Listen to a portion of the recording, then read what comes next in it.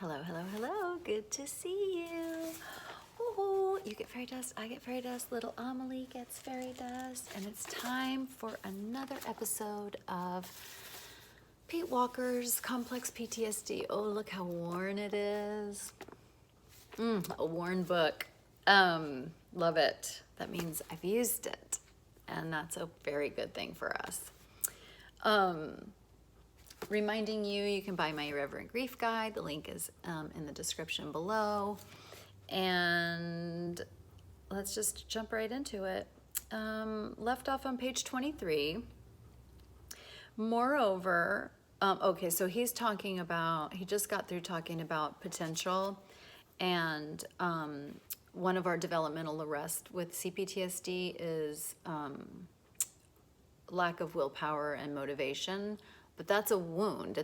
We think, oh, I have willpower and lack of motivation. You know, I'm a piece of shit because I have that.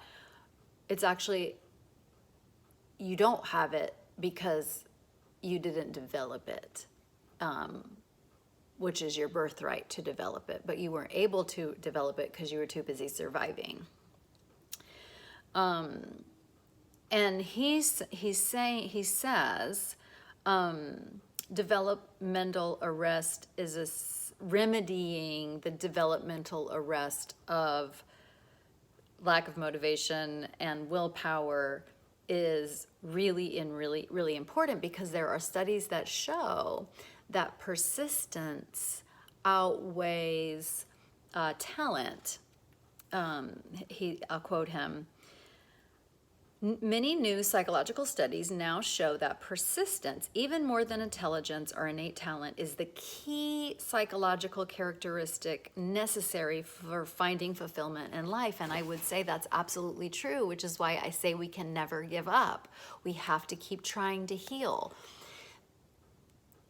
Psychologically, the goal for humans is not to stay on the path, because we can't, especially if we have childhood trauma. Even a normal, healthy psyche will stray off the path of, following their dreams or whatever, or living that fulfilling life. We will fall off. For those of us who have addictions, we'll relapse, and if we don't relapse into our actual addictive substance, we'll relapse into our character defects. And that's just what's going to happen. And that's how we learn. You can even see it's like, oh, my ego gets in the way, or my jealousy gets in the way, and and so I fall off because I have all these thoughts, and I get down about that or whatever. Then I do the work, and then I'm back on the path. And maybe next time, because I fell off the path and then got back on, next time I encounter something that pushes that old button of jealousy, it won't knock me off my path again, because I had done that work. So persistence is key, which is why one of my catchphrases is keep going, never stop, follow the thread. Keep going, never stop, follow the thread. And when I say follow the thread, I mean whatever is the next right thing for you. When you align yourself with healing, you will be shown. I mean, I've heard it said, like, books will fall off the shelves for you, but you have to set your intention to heal. And when you can't follow the thread because of your depression or your anxiety, it's too overwhelming, your addiction's too overwhelming, then the thread is to heal those things. The thread is to then find support and help, so the depression will lift, so you can follow your thread of adventure. Follow the thread to heal your anxiety. Follow the thread to heal your addiction. We all know there's a path to healing addiction. 12 steps and then a bunch of books.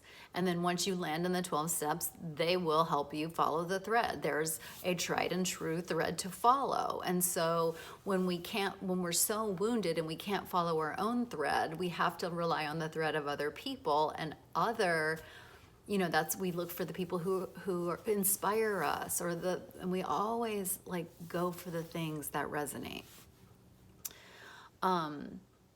Keep going, never stop, follow the thread. Keep going, never stop, follow the thread. It is our only hope. Is it hard? Yes. But again, which hard do you want? The hard of living in misery and living a life with all of these arrested developments? No. We have to keep pushing, keep pushing. It's annoying, I know. It's hard, I know. I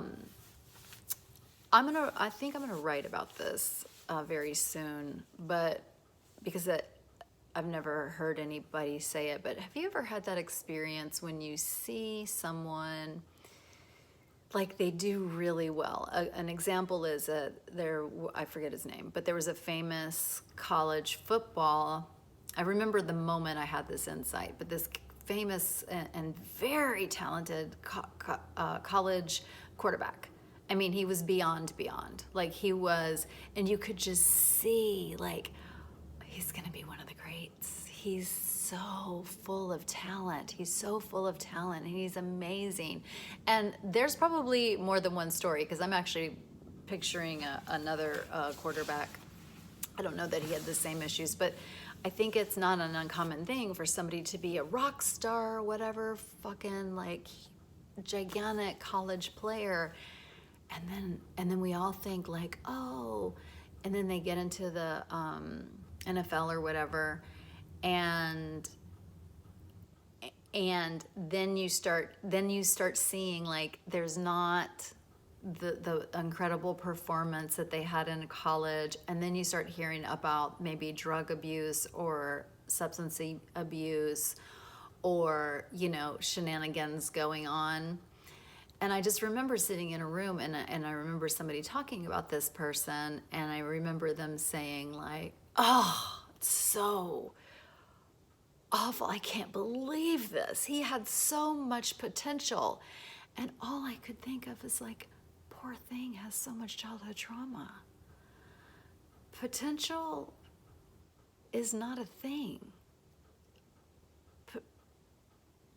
The only way that we can truly, let me say it another way. It is a thing. Potential is a thing. Just as we've read all of these developmental arrests, I'll remind you of them real quickly. These are the things that we don't develop because of childhood trauma. Self-acceptance, clear sense of identity, self-compassion, self-protection, capacity to draw comfort from relationships, ability to relax, capacity for self-expression, willpower, motivation, peace of mind, self-care, belief that life is a gift, self-esteem, and self-confidence. And okay, those are boom. We don't have, if we're lucky if we have one or two, but they're probably all sitting at a 0.5 of not developed. 0.5 to, let's say 10 is fully developed. So if someone had a physical injury, the reason I say it's not potential's not a thing is because like if someone was a star, basketball player, a star quarterback or whatever, and then they get into the I keep wanting to say major leagues, but that's a different sport. And then they get an illness, they get cancer, or they get, they find out that they have, something physical. You don't usually hear people saying, but he had so much potential. You just hear people saying like, oh no, what a tragedy that is. That's so sad. You never hear, oh, he had so much potential. I mean, somebody like a dum-dum might say that. But you usually don't combine those two things with a physical wound and somebody saying potential. I mean, it's kind of understood that this illness got in the way of their talent, but there's only empathy for that person. Okay, well, there's no fucking empathy for somebody who is using drugs or alcohol, or doing quote unquote bad behaviors, getting caught by the press doing bad behaviors. Of course, I'm not talking about abusive situations, but I kind of am too, because those things come about because of childhood trauma or generational trauma. But you hear people like, oh, and they look down on the person. So whenever I hear But my experience is so much empathy. So whenever I hear somebody say, oh, that person had so much potential. Also, who are you to say that? Like, you can't even throw a football. Like, calm down. That anytime someone says, like, that person had so much potential, all I'm hearing is that person had so much childhood trauma. And this is how they have had learned to cope. And they're coping finally. Their maladaptive behaviors by, that are messing up their life finally outweigh their talent. And that is heartbreaking. Just like a physical ailment will outweigh their talent. It's very sad. But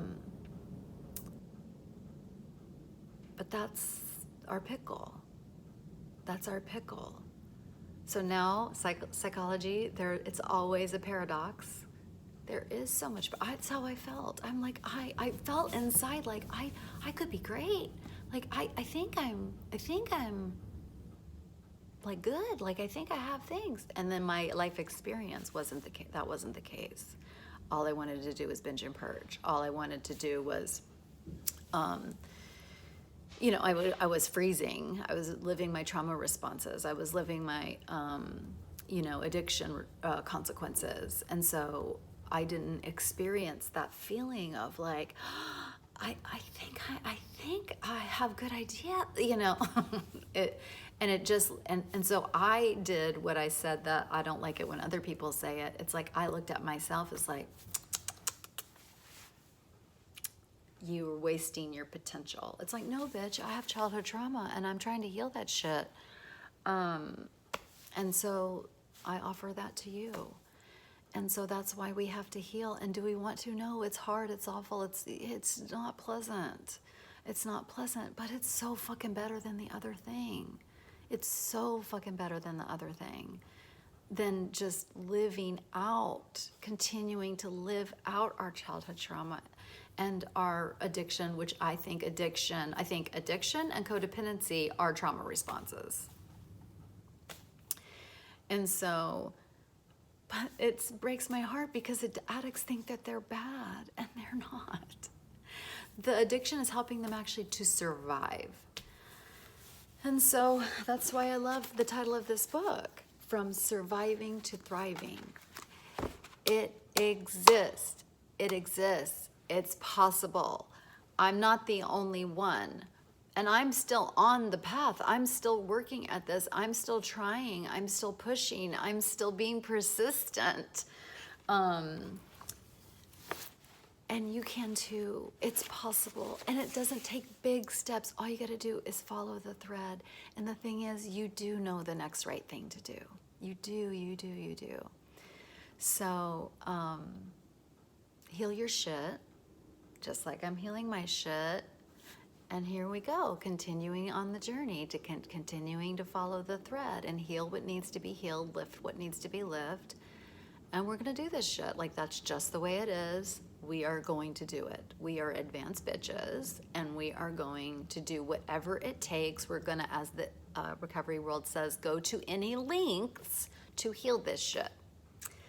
Okay, I hope that's helpful. And I hope that gives you a little boost today, that you can put it toward the direction of following your thread. Okay, I love you. Bye.